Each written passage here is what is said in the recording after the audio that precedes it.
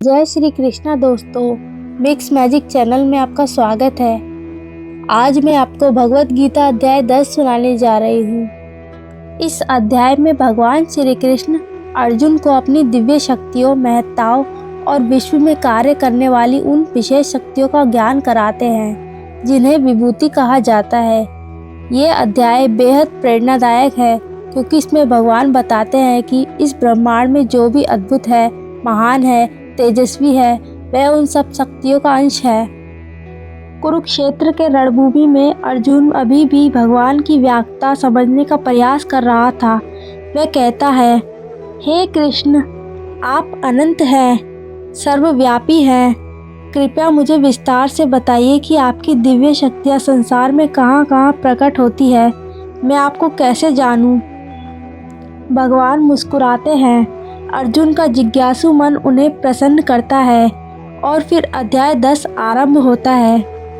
श्री कृष्ण कहते हैं, अर्जुन, मेरी दिव्य महिमा को कोई नहीं जान सकता, ना देवता ना ऋषि, क्योंकि मैं भी सबका कारण हूँ, जन्म का भी और विनाश का भी।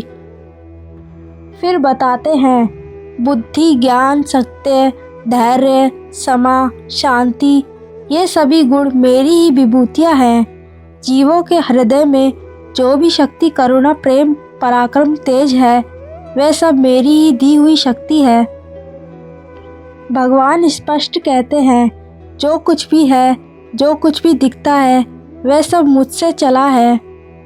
जैसे समुद्र की विशालता, सूर्य का तेज, चंद्रमा की शीतलता, अग्नि की शक्ति, पर्वतों का स्थैर्य, सब में ईश्वर की उपस्थिति है।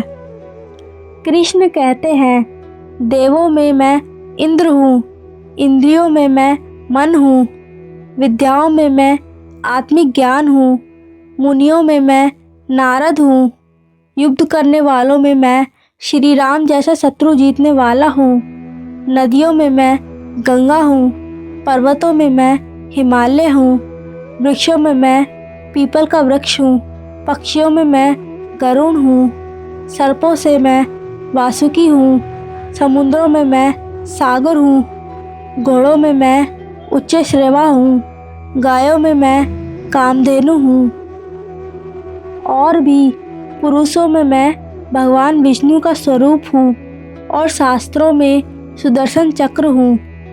यह सुनकर अर्जुन का मन भक्ति से भर जाता है। भगवान कहते हैं, अर्जुन, मैं हर जगह हूँ, हर कण में हूँ। जो भी अद्भुत है, जो भी शक्तिशाली है, समझ लेना वह मेरा ही एक छोटा सा अंश है। इसका अर्थ है, जब हम किसी में अद्भुत तेज देखते हैं, उत्कर्ष, प्रतिभा, महानता, करुणा, प्रकाश, तो समझ जाए भगवान उसी रूप में दिखाई देते हैं। अर्जुन, मेरी एक छोटी सी विभूति भी पूरे जगत को संभालने के लिए पर्याप्त है। मैं अनंत हूँ।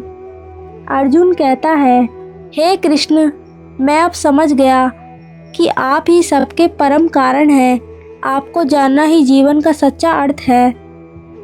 इस अध्याय से हमें ये सीख मिलती है कि भगवान हर जगह है। जो भी सुंदर, महान, प्रेरणादायक है, वह भगवान का ही स्वरूप है। अपने अंदर की शक्तियाँ भगवान की देन है। हमारी बुद्धि, समृद्धि, प्रेम, करुणा सब ईश्वर की वरदान है। इन्हें व्यर्थ ना करें। ईश्वर किसी एक जगह नहीं, हर कण में है।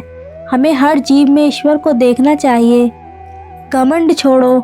हम जो है, जैसी भी शक्ति है, सब भगवान का ही अंश, इसलिए अहंकार नहीं करना चाहिए। अर्जुन ने प्रश्न किया। इससे पता चलता है कि भक्ति का अर्थ अंधविश्वास नहीं, बल्कि समझने की इच्छा है। तो दोस्तों, अध्याय 10 हमें बताता है कि भगवान हमारे चारों ओर है। कभी सूरज के प्रकाश में, कभी चांद की शीतलता में, कभी किसी की दया में, कभी किसी के पराक्रम में। बस आंखें खोलकर देखने की देर है। धन्यवाद दोस्तों। आपको वीडियो अच्छी लगी हो तो चैनल को लाइक कीजिए, सब्सक्राइब कीजिए, बेल आइकन का बटन दबाइए। जय श्री राम, जय श्री कृष्णा।